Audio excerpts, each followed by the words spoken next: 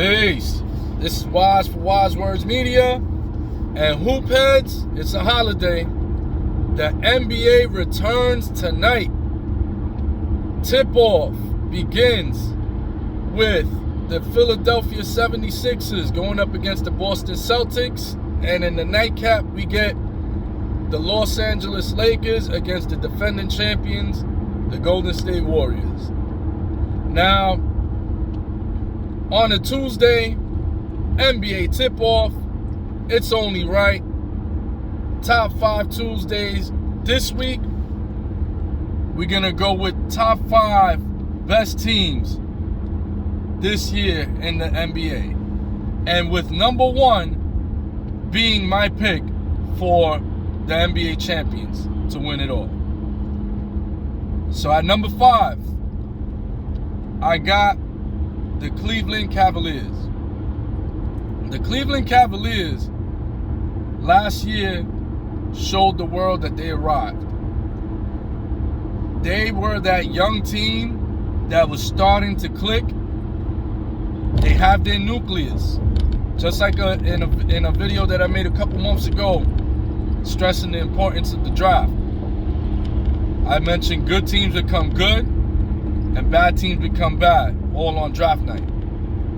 And the Cavaliers have had some good drafts, has some solid picks, and it's coming together. They drafted a guard, Darius Garland. They drafted a big man, Evan Mobley. That's how you build. You take care of the front, take care of the back. And those two have had a tremendous start to their young careers. They both became first-time All-Stars last year. You couple that with having veterans, proven veterans, such as Jared Allen, the shot-blocking, rim-protecting machine. You line him up with Evan Mobley, that's a Twin Towers connection there that's going to give nightmares to teams trying to score in the paint against Cleveland. Then you add guys like Karis LeVert, who can score, Ricky Rubio, a savvy point guard off the bench. Like, they are built to just have one or two pieces away from winning it all. And this past offseason, they landed one of those two pieces. And that is Donovan Mitchell from the Utah Jazz. Donovan Mitchell gives them, like what you saw them last year in the play-in game or whatever. They didn't have a closer because they're young. You know, the moment was pretty big for them. But when you got a guy like Donovan Mitchell, that's a closer that can score in the clutch.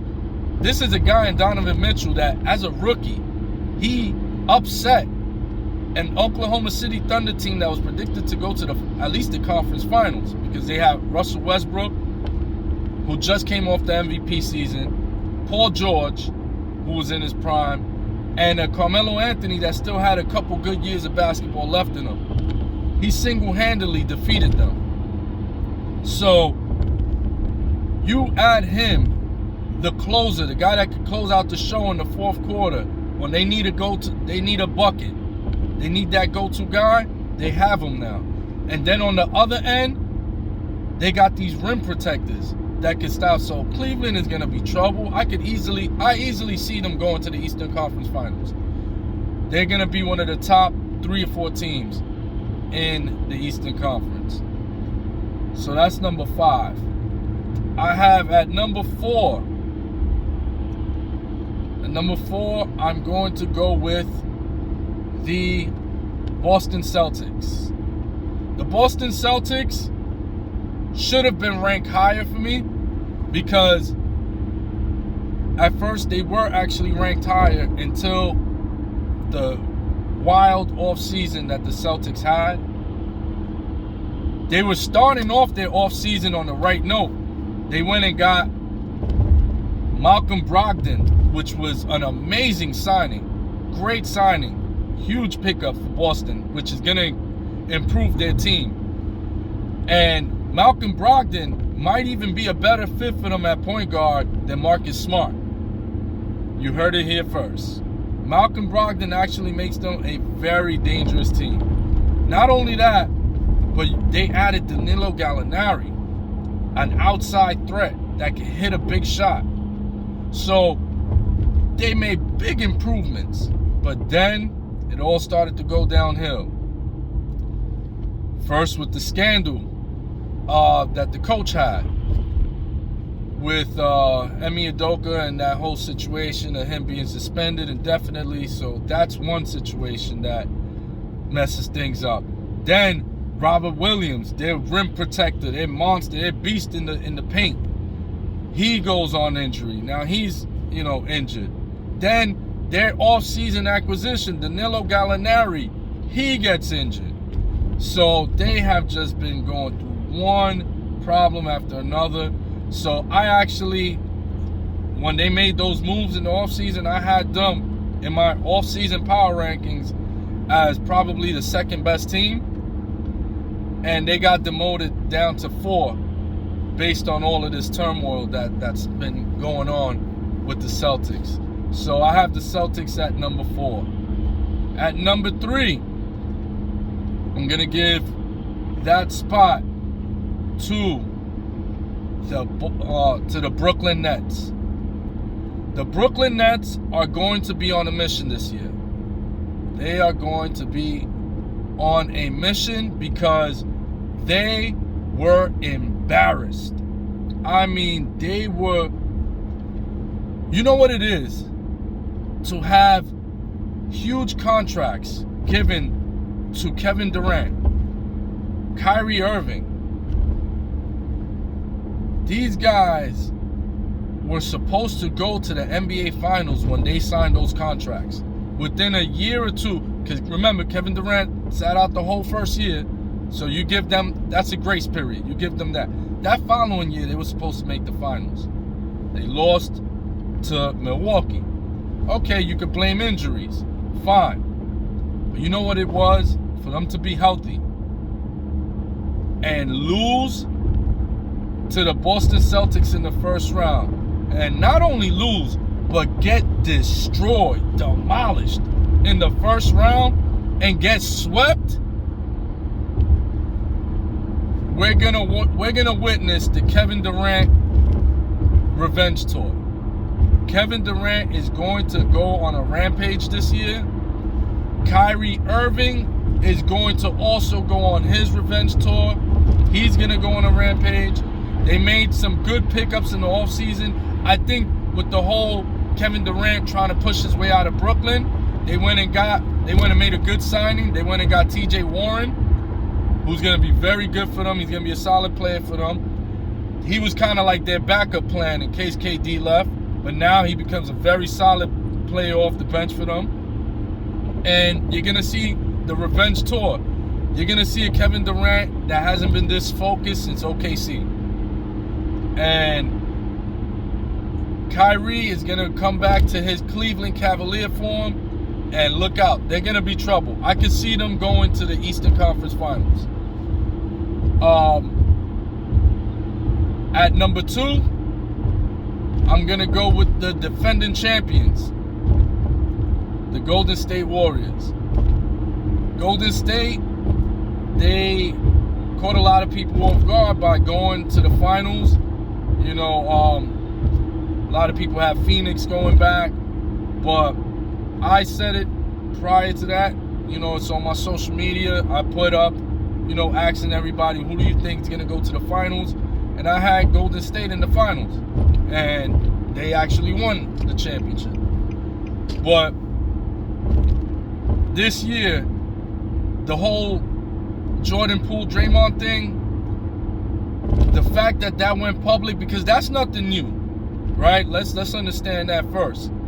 There was no social media. There was no people uploading videos, because worse, I'm not going to say worse, but things of that nature have happened. Ask Steve Kerr. Michael Jordan punched him in the face in practice. There's several. I think it was Chris Childs that said, man, if y'all would have had video footage of what the Knicks practices were like in the 90s, this whole Draymond thing and Jordan Poole is nothing. Even KG is on record, Kevin Garnett saying something. So I don't think that is going to impact them. But I do feel that it is going to, you can't fully recover from that type of stuff once it goes public like that. Not the fact that it happened, because like I said, it happens for years. This is part of the NBA culture that we never knew about or wasn't exposed to. But for that video footage to be out there now, and you could see the punch and the rage that Draymond went at him with, that type of stuff is hard to recover from if you're Jordan Poole.